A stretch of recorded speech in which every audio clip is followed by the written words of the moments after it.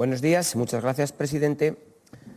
Pues bien, en concreto, proponemos la eliminación del apartado segundo del artículo 18 de la Ley Foral de Cambio Climático y Transición Energética. Este artículo dice lo siguiente: en los nuevos desarrollos urbanísticos que prevean los instrumentos recogidos en el apartado anterior, se reservará un área de suelo destinada a la generación de energía renovable con una superficie suficiente para generar el equivalente anual a las necesidades energéticas de dicho desarrollo. Proponemos la supresión porque entendemos que hacer inviable el desarrollo no es una medida sostenible y por eso creemos necesaria la supresión, porque su aplicación hace imposible en esta comunidad los desarrollos urbanísticos que son necesarios. Este, a nuestro juicio, desafortunado apartado obliga a que se reserve una superficie de suelo suficiente para la generación de energía renovable de toda el área a desarrollar cuando se lleva a cabo un plan urbanístico. Es decir, dentro del mismo sector de actuación, objeto de transformación, se debe reservar íntegramente suelo para producir la energía de todo el desarrollo sin que se pueda ubicar en una zona distinta del territorio. Si vamos al terreno y nos ponemos ante nosotros los próximos y principales desarrollos urbanísticos, los que ya prácticamente están en marcha, aunque parados, aunque lentos, ese es otro tema, pero los que están en marcha.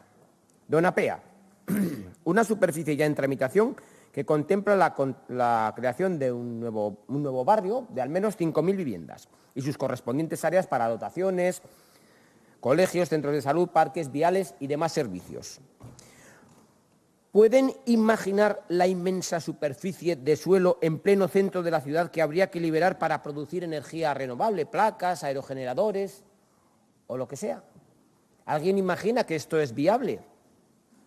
Decenas de hectáreas de terreno libre para una supuesta instalación de placas de autogeneradores u otros sistemas de producción, insisto, en pleno centro urbano y sin concretar qué tipo de generación de energía se ha de instalar, ni de qué forma, ni absolutamente nada más respecto a esta exigencia. Una exigencia, a nuestro juicio, insisto, imposible e impensable para realizar. ¿Cuál es la conclusión? Pues que el desarrollo del plan de Donapea pues no se podrá realizar. Y nos olvidamos de la creación de este área residencial necesaria que lleva años gestándose. Ahora llevamos, por ejemplo, al otro gran desarrollo previsto y aprobado en tramitación. El plan de Chabacoy San Jorge, con la construcción de la nueva estación de tren, la supresión del bucle ferroviario y las correspondientes estructuras anejas para sustituirlas por un área urbana que acoja la construcción, además de al menos 11.000 viviendas. Un área extensa como 2 veces el barrio de Lezcairu. Somos capaces de imaginar de nuevo la enorme extensión de suelo en el centro de la ciudad que tendría que quedar disponible para instalaciones de generación de energía.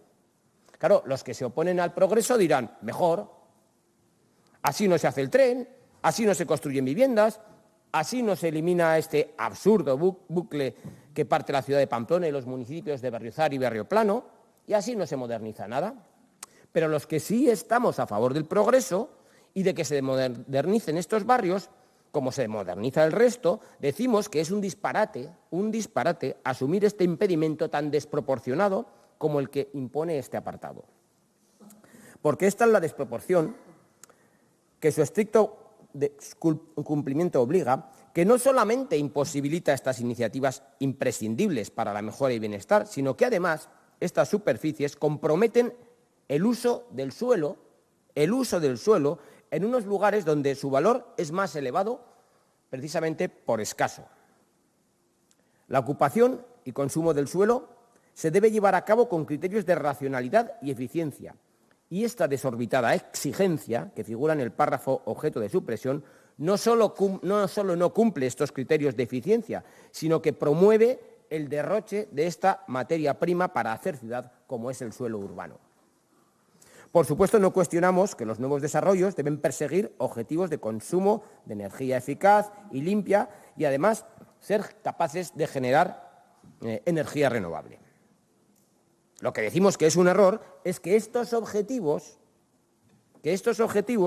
se hayan de obtener únicamente consumiendo suelo en el centro urbano o en los centros urbanos. Y más aún, cuando existen medidas, existen tecnologías y disponemos de innovación suficiente para conseguir este objetivo por otras vías. El desarrollo y la innovación promueven fuentes de energía renovable. Acabamos de aprobar un asunto que tiene también relación con esto. Se puede, mediante el desarrollo y la innovación, generar energía renovable y limpia sin necesidad de que la única alternativa sea la reserva de cientos de hectáreas de suelo en los centros de las localidades.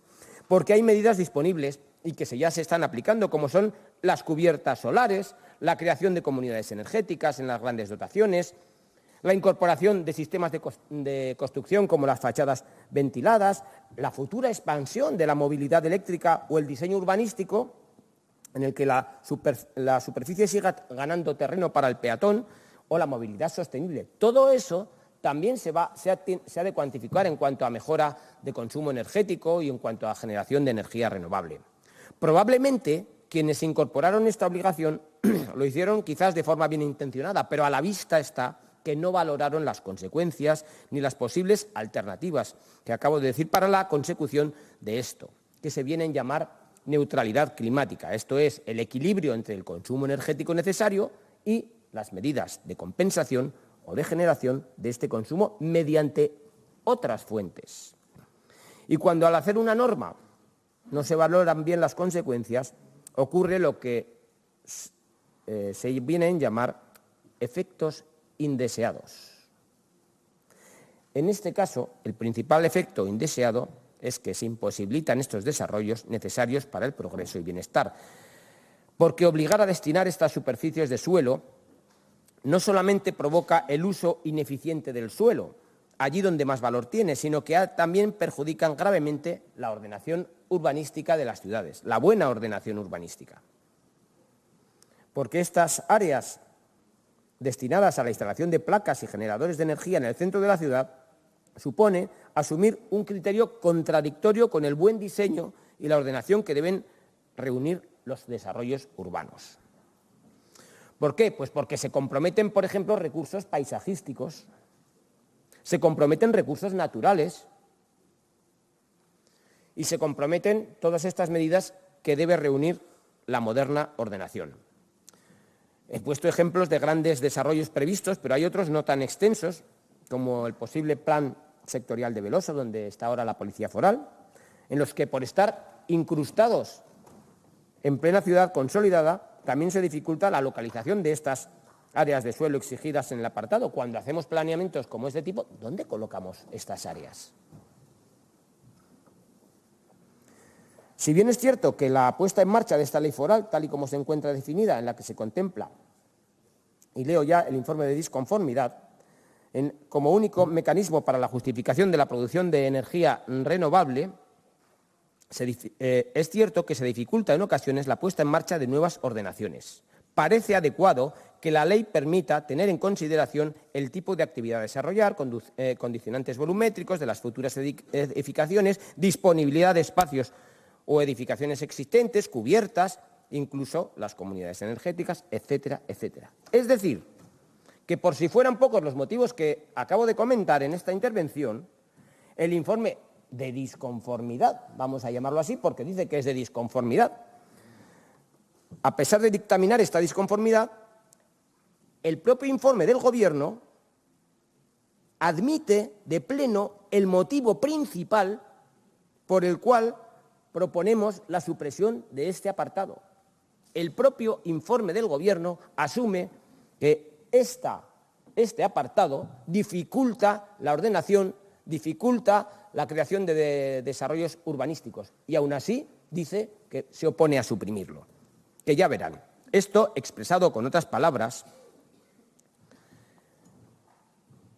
efectivamente asume el motivo principal. Por eso, lo más adecuado, cuando algo dificulta, en una ley dificulta algo tan importante como es esto, lo más adecuado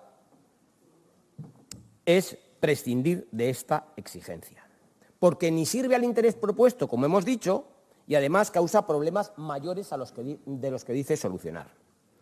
Otra cosa es, después, qué tipo de obligaciones o necesidades se deban plantear. Algunas ya se aplican, pero lo que está mal y debe ser corregido para evitar perjuicios mayores. Los nuevos desarrollos, además de contemplar las correspondientes dotaciones necesarias para los futuros residentes, deben contemplar pues, los centros docentes, sanitarios, parques, jardines, áreas libres. Han de incorporar también previsiones de racionalización del consumo energético y de generación de energía limpia y renovable. Pero a la vista está que esta medida no es la adecuada. Por eso el informe dice, ya lo corregiremos, ya introduciremos modificaciones. Pero claro, es que esta ley foral se aprobó el 22 de marzo del año 2022. De nuevo, 1 año y medio ha estado con este problema tan evidente, como se dice en el propio informe de disconformidad del Gobierno, con este problema tan evidente y nadie le ha cambiado una coma. Y por eso venimos aquí, porque ¿para qué está el Parlamento? Pues el Parlamento está para legislar, el Parlamento está para ejercer el control y el Parlamento está para servir de impulso al Gobierno.